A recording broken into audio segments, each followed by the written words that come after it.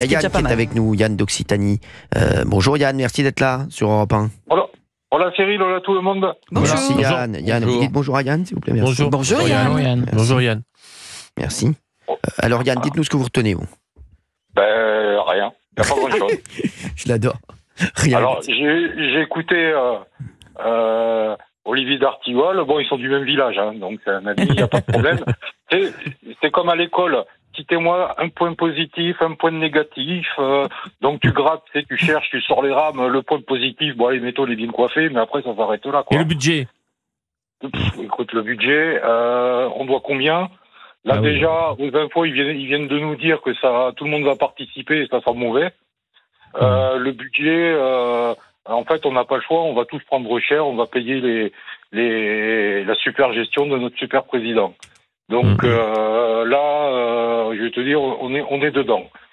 Maintenant, je sais pas si tu te souviens, j'avais appelé, c'était quand il venait d'être nommé, j'avais dit qu'on avait tous un bayrou dans chaque village. C'était un truc qui servait pour le sens du vent. Eh ben, c'est ce qu'il a fait. Là, il a endormi la gauche avec le conclave. Il a dit qu'il voulait réformer la retraite. Bon, soit il faut... Alors, avant de réformer la retraite, il faudrait peut-être réformer le travail, hein, parce que 35 heures, c'est bon, hein, on n'y arrivera pas, il faut arrêter.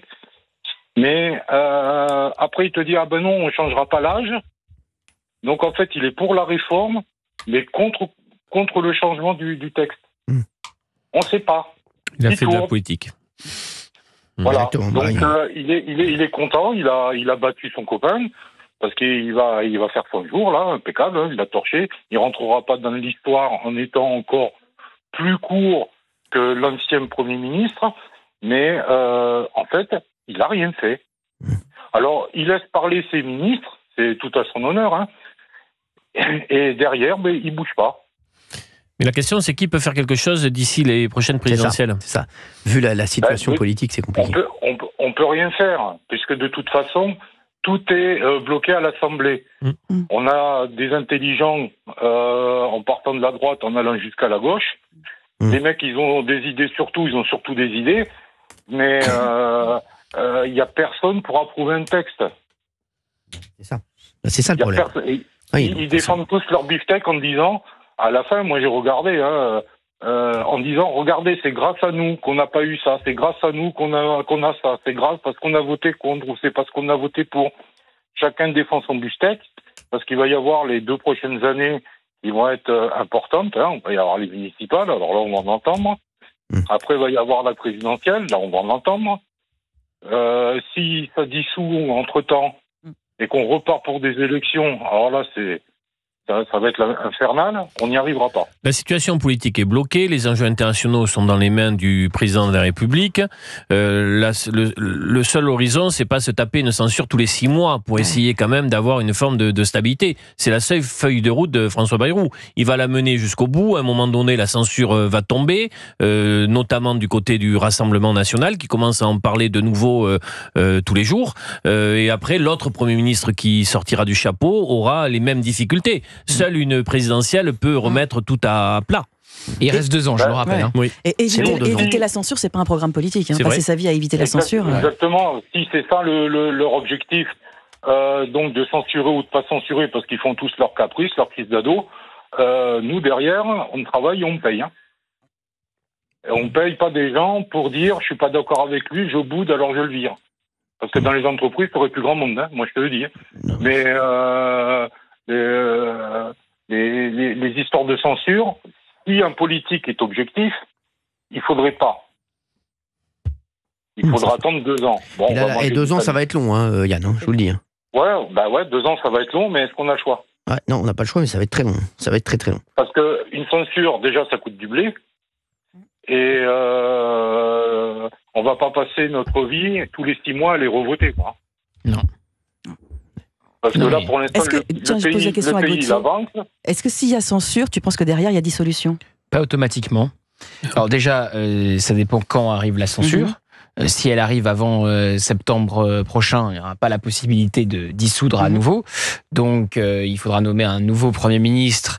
Et résultat, moi je pense que beaucoup va se jouer à la fin du mois de mars. Parce qu'au mois d'avril, puisque vous le savez, le 31 mars, on va connaître la décision concernant Marine Le Pen. Est-ce qu'elle va être inéligible avec exécution provisoire tout de suite ou pas.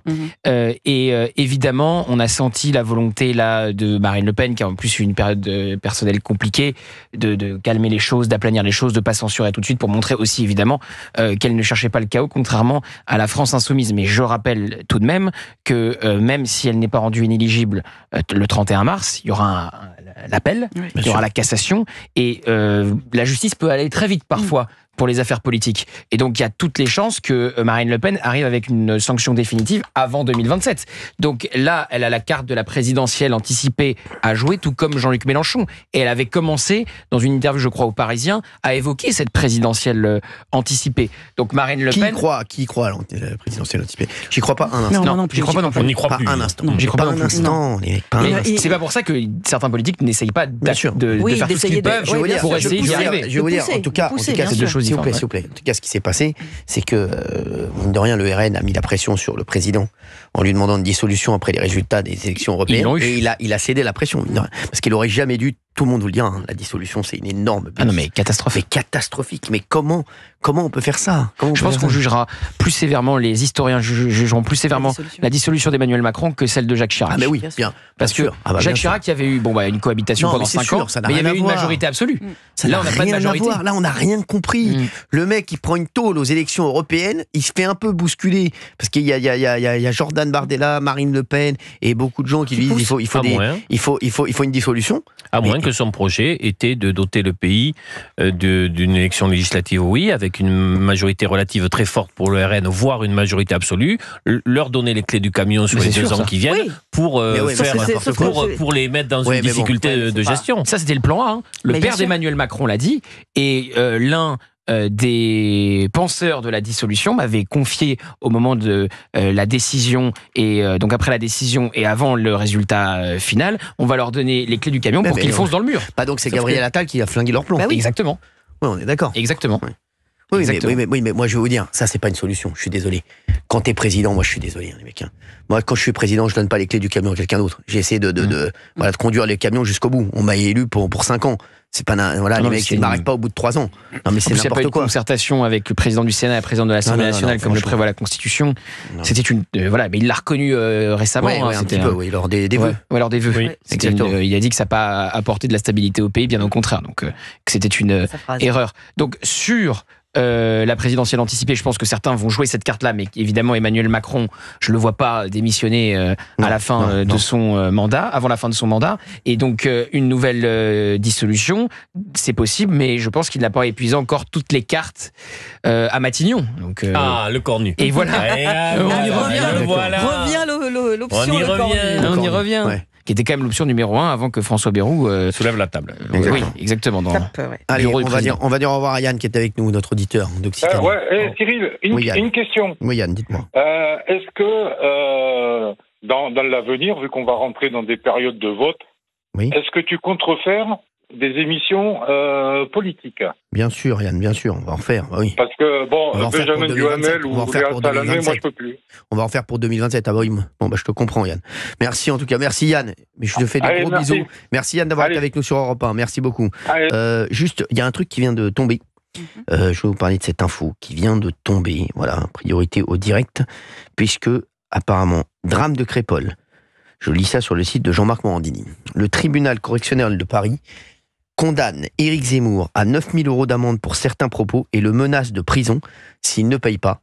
Ça vient de tomber, c'est un truc de fou.